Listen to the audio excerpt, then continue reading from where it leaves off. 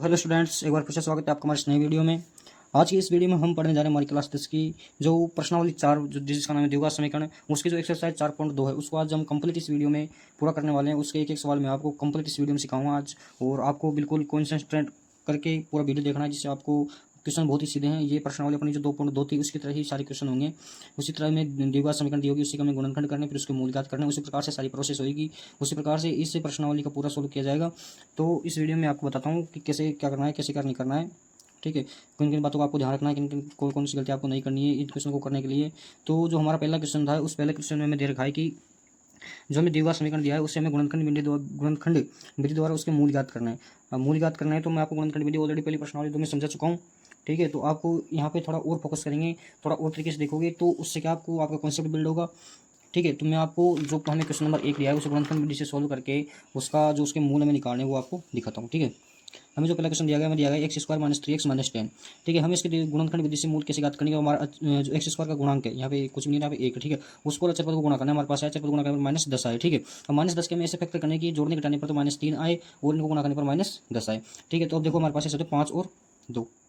ठीक है, अब देखो एक्स स्क्वायर को एक्स स्क्वायर वैसे वैसे लिख लिया। अब जो माइनस 3x उसकी जगह में इसके फैक्टर लिखना है। अब देखो यहाँ पे देखो -5, यहाँ पे -5x प्लस 2x लिखता हूँ मैं, और -10x इक्वल टू 0। तो मैं आपको यहाँ पे इसको सिद्ध करके दिखा रहा हूँ। -5x प्लस 2x आपस में कट के माइनस का 3x बचेगा, और -5 को प्लस 2 को गुणा करेंगे तो हमारे पास माइनस का 10 आएगा। तो मैं इनको एक बार थोड़े सीधे फॉर्मेट में लिख लेता हूँ। 5 को इधर ले लेता हूँ क्योंकि जिससे में कॉमन लेने में हमारे पास छोटी संख्या होगी तो हमें ज़्यादा प्रॉब्लम का सामना नहीं करना पड़ेगा, ज़्यादा लंबी कैलकुलेशन नहीं होगी। ठीक है, इसमें सही तरीके से लिखता हूँ x square plus 2x minus 5x minus 10 equal to 0। अब हमें दो अलग अलग भागों में डिवाइड करना है। फिर यहाँ से हमें कॉमन लेना है। देखो एक्स इधर भी है, एक्स इधर भी है, एक्स यहाँ से कॉमन आ गया। एक्स का भाग एक्स स्क्वायर में दिया, एक एक्स बच गया। ठीक है, प्लस एक्स का भाग एक्स में दिया तो एक्स से तो एक्स कट गया और हमारे पास यहाँ पे 2 बच गया। ठीक है, यहाँ से हमने -5 कॉमन लिया। ठीक है, क्योंकि इधर एक्स नहीं है तो एक्स को तो हम कॉमन ले नहीं सकते, और यहाँ पे 5 का भाग 5 में जा रहा है और 10 में जा रहा है, इसलिए यहाँ से -5 कॉमन ले लिया। चिन्ह के साथ हमें कॉमन लेना है। देखो अब चिन्ह का हमको विशेष कर ध्यान रखते हुए चलना, जैसे माइनस और माइनस ये दोनों गुणा होंगे प्लस का हो गया। ठीक है, या फिर ये दोनों भाग में जाएंगे तो आपस में कट जाएंगे, यहाँ प्लस आएगा। अब 5 का भाग हमें 5x में जाना है तो हमारे पास यहाँ पे x बचेगा। ठीक है, अब माइनस माइनस तो प्लस हो गया, 5 का भाग 10 में 2 बार गया, इस प्रकार हमारे ये आ गया। ठीक है, हमें द्विघात समीकरण में 0 बराबर में हमेशा रखते हुए चलना है। ठीक है, अब देखो यहाँ पे दोनों ब्रैकेट से हमारे इसका मतलब हमारा क्वेश्चन बिल्कुल सही चल रहा है। अब हमें दोनों ब्रैकेट में एक ब्रैकेट को नीचे लिख लेना है। ठीक है, हमने लिख लिया, और फिर हमने जो कॉमन संख्या ली थी उनको एक अलग ब्रैकेट में लिख लेना है। ठीक है, अब हमें इनको अलग अलग 0 बराबर खोलना है, जैसे x प्लस 2 इक्वल टू 0 और x माइनस 5 इक्वल टू 0। ठीक है, यहाँ से हमारे पास आया x इक्वल टू -2, यहाँ से आया x इक्वल टू 5। तो ये हमारे द्विघात समीकरण के मूल हो गए, ये हमारा फाइनल आंसर है, इनको हमें ज्ञात करना है। ठीक है, तो आप एनसीईआरटी से इसके आंसर मैच कर सकते हैं, आंसर हमारा बिल्कुल राइट है। क्वेश्चन दिया गया हमें इस प्रकार दिया गया 2x square plus x minus 6 बराबर 0। ये हमें द्विघात समीकरण दिया गया, इस द्विघात समीकरण के हमें मूल ज्ञात करना है। हम वही प्रोसेस फॉलो करेंगे। यहाँ पे भी देखो 6 को 2 से गुणा किया हमारे पास माइनस का 12 आ गया, 12 का में से फैक्टर करने के जोड़ने के टाइम हमारे पास x आए, और इनको जब हम गुणा करें तो हमारे पास वापस -12 है। ठीक है, तो हम इसके फैक्टर हो गए 4 और 3। ठीक है, आप सोचते रहना, मैं आपको डायरेक्ट बता रहा हूँ यहाँ पे। ठीक है, क्योंकि हमें वीडियो ज़्यादा लंबा नहीं बनाना है, वीडियो में समय बचाना है, और समय बचा के हमें क्वेश्चन प्रैक्टिस भी करनी है। ठीक है, तो यहाँ पे देखो 2x स्क्वायर, यहाँ पे plus 4x minus 3x minus 6 equal to 0 ने लिख दिया। अब देखो 4 और 3 में से 4x में से 3x गया तो हमारे पास x बच गया। ठीक है, हमारी पहली जो शर्त थी वो सिद्ध हो गई। अब 4 को 3 गुणा किया तो हमारे पास माइनस के 12 आ गया। ठीक है, तो इस प्रकार हमें इसको सोल्व करना है। यहाँ से हम इनको दो अलग अलग भागों में डिवाइड करते हैं। यहाँ से हम इसको कॉमन लेते हैं, एक तो देखो x इधर भी तो एक तो x कॉमन आ गया। ठीक है, 2 का भाग इसमें जा रहा है, इसमें जा रहा है, तो यहाँ से 2 भी कॉमन आ गया। अब इसका भाग हमने इसमें दिया तो हमारे पास x बच गया, और इसका भाग इसमें दिया हमारे पास 2 बच गया। इधर से -3 कॉमन आ गया, और इधर से वापस वही वाला ब्रैकेट आ गया। हमारे पास दोनों ब्रैकेट सेम है, इसलिए हमारे क्वेश्चन बिल्कुल सही चल रहा है। यहाँ से हम इसको पता कर सकते हैं। दोनों ब्रैकेट में से हमें एक ब्रैकेट नीचे लिख लेना है, x प्लस 2, और फिर जो हमारा ये था उसको हमें एक अलग ब्रैकेट में लिखना है। ठीक है, अब इनको अलग अलग 0 बराबर खोलना है। ठीक है, हमारे पास x का मान -2 यहाँ से आ गया, और यहाँ पे 2x minus 3 equal to 0, 2x equal to 3, और x इक्वल टू गुणा में इधर जाके भाग में हो जाएगा। ठीक है, तो एक आंसर हमारे पास ये इसके फाइनल आंसर हो गए। ठीक है, आप एनसीईआरटी से आंसर मैच करते रहना। ठीक है, मैं अब हमारा जो तीसरा क्वेश्चन हमें दिया गया है वो हमें इस प्रकार दिया गया √2x square plus 7x minus 5/2। ठीक है, हमें क्या करना है, जो हमारा x स्क्वायर का गुणांक है और जो हमारा अचर पद है उसको हमें गुणा करना है। इधर देखो √2 है और इधर हमारे पास 5/√, तो इन दोनों गुणा करेंगे तो देखो अंडर रूट से गुणा होता है तो अंडर रूट हट जाता है और अंदर वाली संख्या एक बार लिखी जाती है। ठीक है, तो लिख लिया। अब 2 को हमें 5 से गुणा करना है। ठीक है, तो 5 गुणा करके हमारे पास 10 आ गया। देखो कैसे हुआ कि अंडर रूट इसको गुणा करेंगे तो हमारे पास 2 आ गया। अब पूरी संख्या गुणा में तो 2 को हमें 5 से गुणा करना पड़ेगा, इसलिए हमारे पास 10 आ गया। 10 का हमें फैक्टर करना है। देखो ऐसे होते हैं 5 और 2। ठीक है, यहाँ पर देखो √2 x square plus 5x plus 2x minus 5√2 equal to 0। यहाँ से हमने इसके फैक्टर कर लिए। ठीक है, अब इनको अलग अलग भागों में डिवाइड करते हैं। ठीक है, यहाँ से हमें x कॉमन आ गया, यहाँ पे बचा हमारे पास √2x। ठीक है, यहाँ से हमारे पास बचा 5। ठीक है, बनेगा, यहाँ से हम √2 को कॉमन लेंगे। ठीक है, हमारे पास अंदर ये वाला ब्रैकेट बनेगा। किस प्रकार बनेगा कि हम इसको सोना करें हमारे पास 2x वापस आ जाए, तो ये हमारा एक ब्रैकेट बनेगा, इसको आप याद रख लेना। ठीक है, अब दोनों ब्रैकेट हमारे सेम आ गए, दोनों में से एक ब्रैकेट हमने लिख लिया। ठीक है, और जो हमने कॉमन संख्या ली थी उनको हमने लिख ली। ठीक है, हम इनको 0 बराबर रखना है, एक बार अलग अलग 0 बराबर रखते हैं। ठीक है, 0 बराबर रखा, यहाँ से आया एक्स इक्वल टू -5/√2 मैंने डायरेक्ट कर दिया इसको, तो आप समझ सकते हो बराबर की तरफ मैंने इधर की तरफ संख्या चेंज की, ठीक है।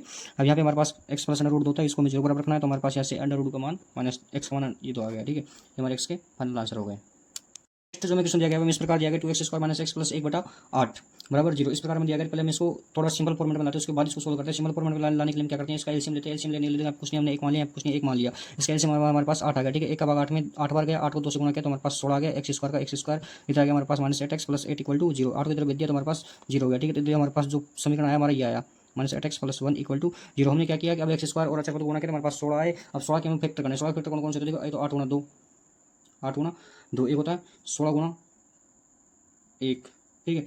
दूसरा फैक्टर होता है 4 × 4, हमारे पास 3 फैक्टर होता है, इनको ले लें हम। 8 को 2 को ले नहीं सकते क्योंकि गुणा बाकी हमारे पास -8 में बचेगा, 16 को नहीं ले सकते, हमें 4 और 4 को लेना पड़ेगा, ठीक है। हम इसको ऐसे लिखते हैं 16x² की जगह 16x², फिर -4x + 1 मैं आपको डायरेक्ट करवा रहा हूँ क्योंकि आपको ऑलरेडी करवा चुका हूँ। और एक ऐसा वीडियो अपलोड करूँगा जिसमें गुणनखंड विधि से इनके मूल ज्ञात करने वाले, उसमें कम से कम 15 क्वेश्चन होंगे, तो उस वीडियो को आप एक बार ध्यान से देख लेना, तो आपको गुणनखंड करने में कहीं भी दिक्कत नहीं आएगी बहुपद की, ठीक है। तो यहाँ से हमने इसको ऐसे कर लिया, फिर इसके फैक्टर किए दो अलग अलग भागों में बांटे, फिर कॉमन लिया तो हमारे पास यहाँ से 4x कॉमन आ गया, इसका भाग इसमें दिया हमारे पास 4x बचा, इधर -1 बचा, इधर -1 कॉमन आ गया, क्योंकि दोनों में कोई भी संख्या में सेम नहीं दिखाई दे रही थी। अगर दोनों में कोई भी संख्या सेम नहीं दिखाई देती तो यहाँ से हम माइनस जो 1 है उसको कॉमन ले सकते हैं। अब ये हमारे प्लस माइनस के चिन्ह के ऊपर डिपेंड करना है कि हमें माइनस का 1 कॉमन लेना है, प्लस का 1 कॉमन लेना है, ठीक है। तो हम 1 कॉमन ले सकते हैं। सीधी सी बात ये है कि हमें जब कोई भी हमें संख्या सेम नहीं दिखाई देती और कॉमन लेने की कोई भी संभावना नहीं दिखाई दे रही है तो हम वहाँ से 1 कॉमन ले सकते हैं, ठीक है। अब दोनों ब्रैकेट सेम है, इस प्रकार हमारा मतलब आंसर सही चल रहा है, ठीक है। फिर हमने इनको अलग अलग ब्रैकेट में लिख लिया, प्लस माइनस माइनस, यहाँ पे माइनस देखो मैंने बोला था आपको प्लस माइनस के चिन्ह को विशेष ध्यान रखना है, ठीक है। यहाँ से देखो हमारे पास इसको बराबर 1 बार 0 बराबर रखा, इसको 1 बार 0 बराबर रखा, यहाँ से आया x = 1/4 और यहाँ से आया x = 1/4, ठीक है। हमारा फाइनल आंसर हो गया, ठीक है। अब जो हमारा नेक्स्ट क्वेश्चन है उसको हम देखते हैं। पांचवा क्वेश्चन हमें इस प्रकार दिया गया है कि 100x² - 20x - 1 = 0। अब गुणनखंड विधि से हमें मूल ज्ञात करने के लिए जो हमारी पहले वाली प्रोसेस थी उसी प्रोसेस को हमें फॉलो करना है और पूरे क्वेश्चन उसी प्रकार हमें सोल्व करना है, उसी प्रकार हमारे सारे क्वेश्चन सोल्व हो जाएंगे। तो देखो यहाँ पे हम वही करते हैं, x² के गुणांक को अचर पद से गुणा करते हैं, ठीक है। गुणा के हमारे पास 100 आ गया, 100 के 2 फैक्टर में ऐसे करने हैं। आपको जो ये कैलकुलेशन रहती है फैक्टर करना, गुणा करना और उनके टुकड़े क्या होंगे, इधर से इधर इसको कैसे लिखा जाएगा, कैसे नहीं लिखा जाएगा, प्लस माइनस का चिन्ह कौन सा लेना है, उस बात का आपको अपने माइंड में कैलकुलेशन करना है, जिससे क्या है आपके जो कॉन्सेप्ट बिल्ड होंगे वो बहुत अच्छे होंगे और आपका माइंड शार्पनेस होगा और आपके जो क्वेश्चन है वो बहुत ही कम समय में सोल्व हो जाएंगे। अगर आप ऐसे करने बैठे हो, हमने उसको लिखा फिर उसको गुणनखंड किया तो उसमें टाइम ही वेस्ट होगा और आपका भी कुछ ज़्यादा कॉन्सेप्ट बिल्ड नहीं हो पाएगा। तो इस चीज़ की आपको बहुत अच्छे से प्रैक्टिस कर लेनी है, ठीक है। यहाँ पे हमने गुणनखंड किया, हमारे पास 100x² आ गया, यहाँ पे -10x - 1 = 0। अब देखो -10x - 10x हमारे पास ये आ गया, -20x और -10 को -10 को हमारे पास प्लस का 100 आ गया। अभी उसको दो अलग अलग भागों में डिवाइड कर लिया हमने, ठीक है। यहाँ पे 10x कॉमन ले लिया, यहाँ पे 10x बचा, यहाँ पे -1 बचा, यहाँ पे -1 कॉमन लिया, यहाँ पे 10x - 1 बचा, ठीक है। इस प्रकार हमारे पास ये बचा। अब यहाँ पे देखो 10x - 1 और 10x - 1, ठीक है। यहाँ पे से देखो 10x - 1 = 0, x का मान आ गया 1/10। यहाँ पे देखो 10x - 1 = 0, यहाँ पे x का मान आ गया 1/10। इस प्रकार हमारा जो पहला क्वेश्चन था उसके जो 5 क्वेश्चन थे वो हमने कंप्लीट कर लिया। अब जो हमारा दूसरा क्वेश्चन है उसको हम सोल्व करते हैं, ठीक है। देखो जो हमें दूसरा क्वेश्चन दिया गया है उसमें हमें कहा गया है कि हमारा जो उदाहरण नंबर 1 था, हमारा मतलब चैप्टर 4 में उदाहरण नंबर 1 था, उसमें 2 में समस्या दी गई, मतलब उसमें 2 क्वेश्चन दिए गए, उन दोनों को हमें सोल्व करना है और उनका जो गणितीय रूप है मतलब जो उनका द्विघात समीकरण बनेगा उस समीकरण को हमें बनाना है। तो हमारा जो पहला क्वेश्चन था, मैं आपको क्वेश्चन इसमें नहीं लिख रहा हूँ, क्वेश्चन आप अपनी बुक में देख लेना क्योंकि मुझे यहाँ पे टाइम ज़्यादा लगता है, इसलिए मैं डायरेक्ट देख के आपको बता रहा हूँ। जो हमें पहला क्वेश्चन दिया गया था उसमें हमें दिया गया था कि कोई जॉन और जीवंती है जिनके पास कुल 45 कंचे हैं, कंचे मतलब जो अंटियाँ 45 कंचे हैं, ठीक है। अब उनमें से क्या है 5-5 अंटियाँ वो दोनों खो देते हैं, मतलब 5-5 जो कंचे उन दोनों को खो देते हैं। अब उन दोनों को खोने के बाद उनके पास जो कंचे बचते हैं उनका गुणनफल उनके पास 124 रहता है, ठीक है। तो इस क्वेश्चन को हम करते हैं, पहले मान लेते हैं माना जॉन के पास कंचों की संख्या बराबर x थी, ठीक है। हमने जॉन के पास जो भी कंचों की संख्या थी उसको मान लिया। अब तथा जीवंती के पास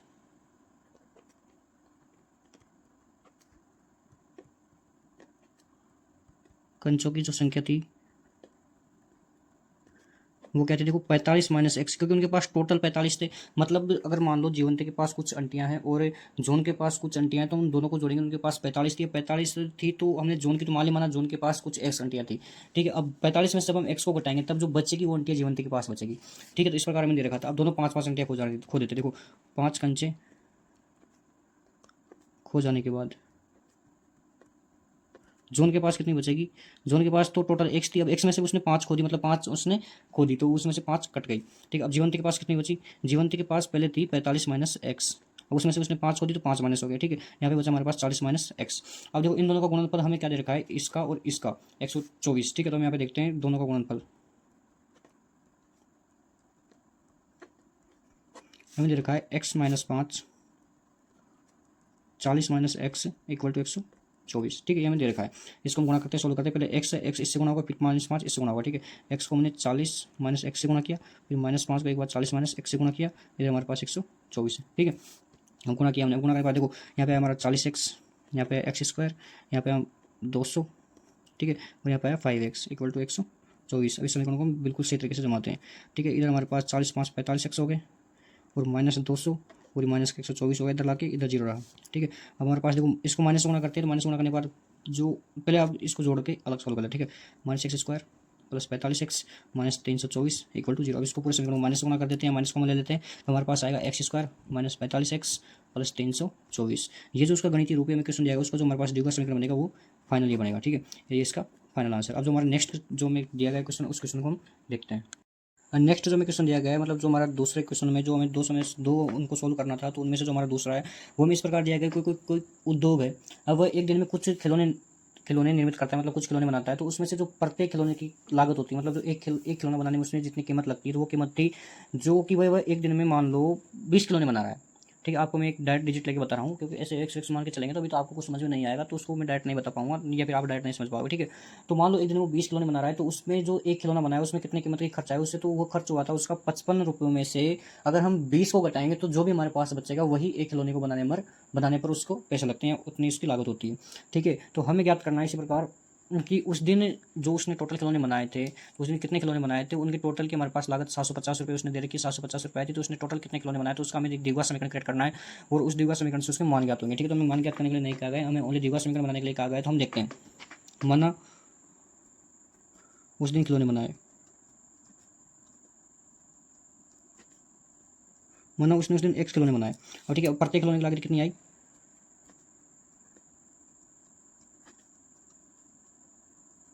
प्रत्येक खिलौने की लागत आएगी 55 में से जो उस दिन बनाए थे उनको घटाने पर जो बचेंगे वो लागत आएगी, ठीक है। अब हमें इन दोनों को गुणनफल 750 दिया गया है, मतलब टोटल हमारे पास जो लागत आएगी उनको हमें 750 दिया गया है।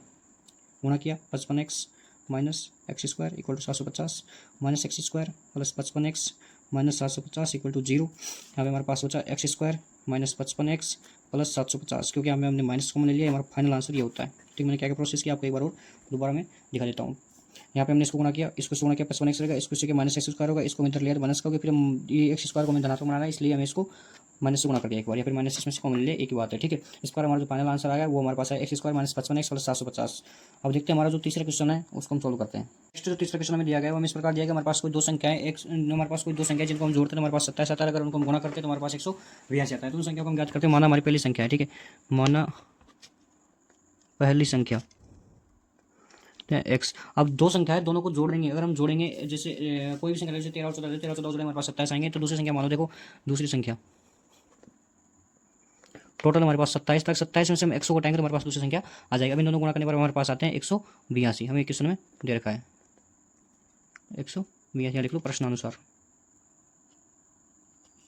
ठीक है। इसको गुणा किया हमने तो 27x minus x square equal to 182, ठीक है। Minus x square plus 27x minus 182 equal to 0। Minus से गुणा किया तो x square plus 27x minus 182 equal to 0। अब हमें 182 के ऐसे फैक्टर करने हैं जिसमें से देखो यहाँ पे कुछ नहीं, एक मान लिया हमने डायरेक्ट ऐसे फैक्टर करने हैं, जोड़ने घटाने पर 27 है। अब यहाँ पे देखो आपको डायरेक्ट फैक्टर करके बताता हूँ 182 कितने हो रहे हैं, 9 1 13 7 7 1। अब देखो 7 दूनी 14 और 13, 182 के 13 और 14 ऐसे फैक्टर होंगे जिनको गुणा जोड़ने घटाने पर हमारे पास 27 आएंगे, और इनको हमें जो गुणा करने पर माइनस 182 आएंगे, ठीक है। यहाँ पे देखो ये माइनस का है, ये माइनस गुणा करने पर प्लस का हो जाएगा, ठीक है। आपको देखो मैंने बोला था प्लस माइनस के चिन्ह को विशेष कर ध्यान रखना है। तो x square plus 13x plus 14x plus 182 equal to 0। अलग अलग डिवाइड किया, फिर हमने कॉमन लिया, तो कॉमन लेने पर हमारे पास में डायरेक्ट कर दे रहा हूँ ये क्वेश्चन, क्योंकि आपको ये पहले भी ऑलरेडी मैं करवा चुका हूँ, ठीक है। गुणा करना, इनको जोड़ना घटाना, कॉमन लेना, वो मैं आपको ऑलरेडी पहले ही करवा चुका हूँ, तो आपको डायरेक्ट करना है, ठीक है। इक्वल टू हमारे पास यहाँ पे आया 13 और यहाँ पे आया 14। देखो एक मिनट, हमने यहाँ पे एक मिस्टेक कर दी। मिस्टेक हमने ये की थी कि यहाँ से हमने जब माइनस से गुणा किया था तो इसको माइनस का 27 होना था, ठीक है। यहाँ से हमने माइनस का 27 नहीं किया, ठीक है। तो अब यहाँ से माइनस 27 ये दोनों भी माइनस के हो जाएंगे, क्योंकि माइनस माइनस जोड़ेंगे तब भी 27 होंगे, ठीक है। ये माइनस माइनस हो जाएंगे, फिर यहाँ से देखो ये माइनस का हो जाएगा, ये भी माइनस का हो जाएगा, और ये भी माइनस हो जाएगा। ठीक है, इस प्रकार ये दोनों माइनस में आएंगे दोनों ब्रैकेट। ठीक है, फिर यहाँ से x का मान तो 13 निकल गया और एक 14 निकल गया, जो हमारी दो संख्या थी वो दो संख्या आ गई। ठीक है, नेक्स्ट जो क्वेश्चन है हमारा चौथा, वो में इस प्रकार दिया गया है कि हमारे दो ऐसे पूर्णांक ज्ञात करने हैं जिनके वर्गों का जब हम जोड़ते हैं तो हमारे पास 365 आते हैं। ठीक है, वो हमें ज्ञात करना है। तो हम मानते हैं हमारा पहला पूर्णांक, माना पहला धनात्मक पूर्णांक x है। ठीक है, तथा दूसरा क्रमागत पूर्णांक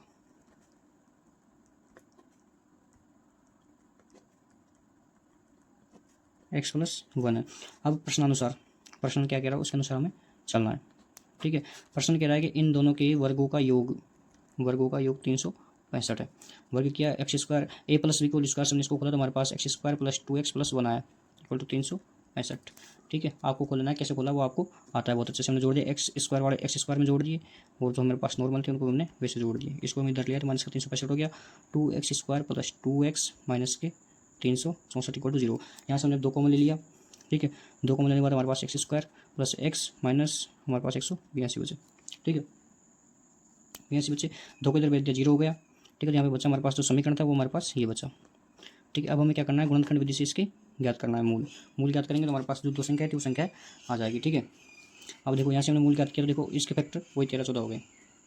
ठीक है, x² + 14x minus 13x minus 182 equal to 0। हमारे पास एक ब्रैकेट बनेगा x + 14, एक बनेगा x - 13। ठीक है, हमारे पास ये ब्रैकेट बनेंगे दोनों ब्रैकेट। ठीक है, तो अब यहाँ से देखो हमें धनात्मक पूर्णांक लेना है। धनात्मक पूर्णांक देखो, इसको बराबर 0 बराबर रखेंगे तो हमारे पास माइनस का 14 आएगा, इसको 0 बराबर रखेंगे तो हमारे पास x का मान 13 आएगा। ठीक है, तो हमें x का मान 13 लेना है क्योंकि हमें धनात्मक वाली संख्या लेनी है, प्लस वाली संख्या लेनी, माइनस वाली संख्या में नहीं लेनी। ठीक है, तो हमारा x का जो पहला पूर्णांक था वो तो हमारा 13 और दूसरा पूर्णांक x+1 मतलब 13 + 1 इक्वल टू 14 दूसरा पूर्णांक हो गया। मतलब हमारे दो पूर्णांक थे, धनात्मक पूर्णांक तो 13 और एक 14। ये हमारे फाइनल आंसर हो गए। ठीक है, बढ़ते हमारे नेक्स्ट क्वेश्चन की तरफ। क्वेश्चन नंबर 5 में दिया गया है वो हमें इस प्रकार दिया गया है कि हमारे पास एक समकोण त्रिभुज है, समकोण त्रिभुज जिसकी जो ऊंचाई है वो उसके आधार से 7 सेंटीमीटर कम है। तो देखो, और उसका जो कर्ण है वो हमें 13 सेंटीमीटर दिया गया। तो उसमें आप एक बार ये देखो कम कौन सा है, कम है उसकी ऊंचाई। क्या कह रहा है कि उसकी ऊंचाई आधार से 7 सेंटीमीटर कम है। ठीक है, मतलब उसकी ऊंचाई कम है। तो पहले हमें आधार को मानना पड़ेगा। ठीक है, माना आधार समकोण त्रिभुज का। ठीक है, x सेंटीमीटर है। ठीक है, तब ऊंचाई क्या है, ऊंचाई क्या रखी है, आधार से 7 सेंटीमीटर कम है तो आधार में से हमें 7 घटाना पड़ेगा। ठीक है, उनका कर्ण है हमारे पास 13 सेंटीमीटर, कर्ण 13 ये हमें दिया गया है। अब प्रश्न अनुसार देखो, अब यहाँ पे देखो एक थ्योरम होती है पाइथागोरस प्रमेय। वो पाइथागोरस प्रमेय आप थोड़ा आगे पढ़ेंगे, मैं आपको यहाँ पे बता देता हूँ। चूंकि पाइथागोरस प्रमेय से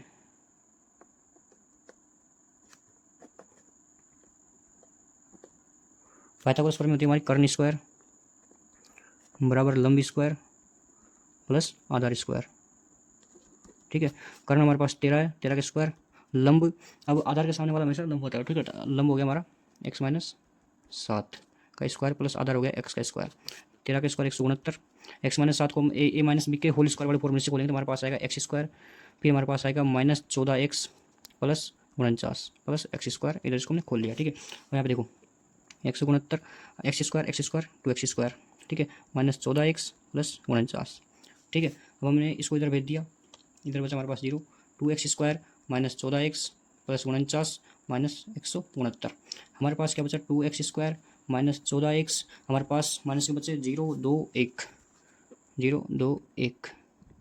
ठीक है, हमने इसको इधर ले आए, इधर लेने पर हमारे पास 2x square -14x minus 120 equal to 0। 2 में यहाँ से कॉमन ले लिया, इधर भेजा डायरेक्ट कॉमन ले गया। ठीक है, हमारे पास यहाँ बचा 7x - 60। इस पर हमारे पास ये द्विघात समीकरण बचा। अब इस द्विघात समीकरण के मूल ज्ञात करने पर हमारे पास इसकी जो भुजा थी वो आ जाएगी, मतलब इसका आंसर आ जाएगा। तो आप इसका आंसर को आगे सोल्व कर लेना। ठीक है, गुणनखंड विधि से इसके मूल ज्ञात करने पर आपके पास x का मान आ जाएगा। अगर नेगेटिव मान है, नेगेटिव मान को आपको हटा देना है क्योंकि लंबाइयाँ हमेशा नेगेटिव में नहीं होती है। ठीक है, जो हमारी लंबाई होती है या मापने की जो भी इकाई होती है उसे हम हमेशा पॉजिटिव में लेते हैं। तो हमें पॉजिटिव का मान लेना है और पॉजिटिव का हमारे पास x का मान आ जाएगा। फिर उसमें से हमको 7 को घटा देना है, 7 को घटाने पर हमारे पास आंसर आ जाएगा। ठीक है, तो यहाँ से आपको आगे सोल्व करना है, सोल्व एंड गेट आंसर।